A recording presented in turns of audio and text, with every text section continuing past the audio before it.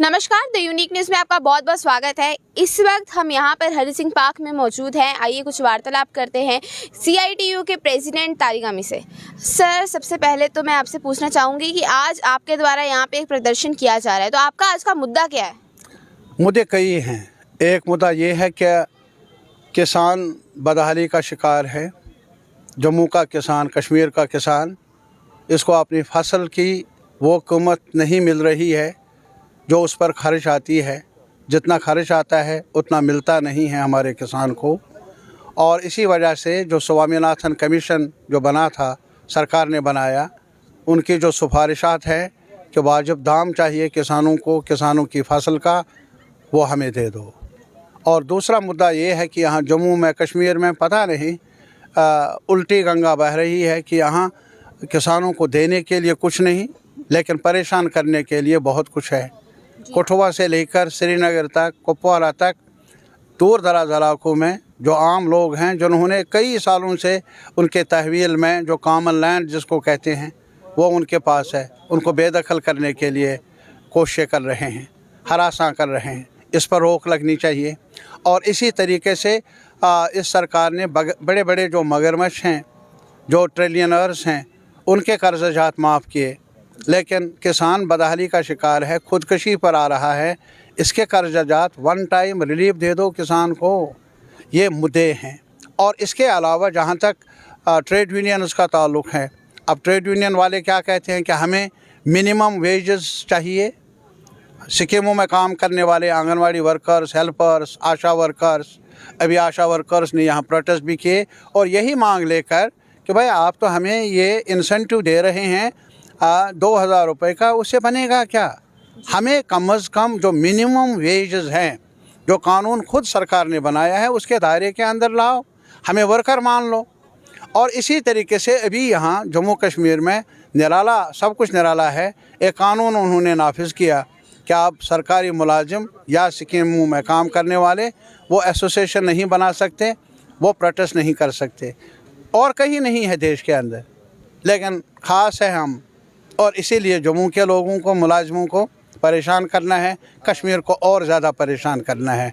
हमारी मांग है इस काले कानून को वापस लो।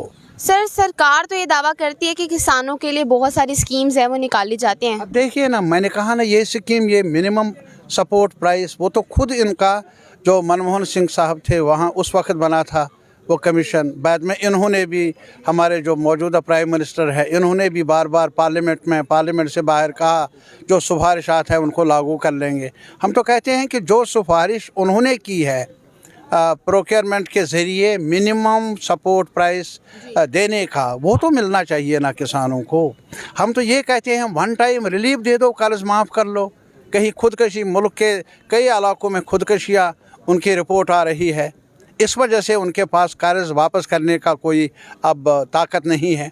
एक टाइम दे दो रिलीफ, जब आपने बड़े लोगों को दिया है लाखों करोड़। तो ये चीज़ें हैं। और इसी तरीके से अभी बिजली को प्राइवेटाइज़ किया जा रहा है, रेलवे को भी प्राइवेटाइज़। बिजली है नहीं लेकिन स्मार्ट मीटर है। तो हम मांग करते हैं यार, बिजली देने में स्मार्ट हो, बिजली दे दो और उसके बाद मीटर लगाओ, चाहे नाम कुछ भी रखो, लेकिन पहले बिजली तो होनी चाहिए।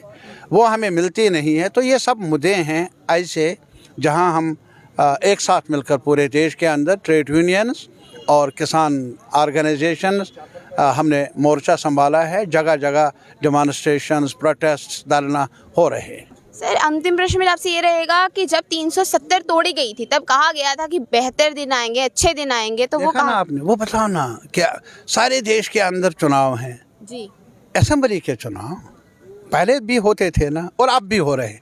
अभी 5 रियासतों में, 4 रियासतों में चुनाव हो रहे हैं जी। जम्मू कश्मीर एक ख़ास रियासत क्या है, ख़ास इनकी नज़र क्या है, जो अब इलेक्शन से भी डरते हैं। और अभी कह रहे थे कि हमने पंचायत के चुनाव कराए, हमने अर्बन लोकल बॉडीज़ के चुनाव करवाए, अब ऐलान करने के बाद वापस ले लिया। इतना डर है इनको इलेक्शन से। हम तो यही चाहेंगे कहीं इनकी नज़र हम पर न पड़े। अब धन्यवाद सर। Thank you.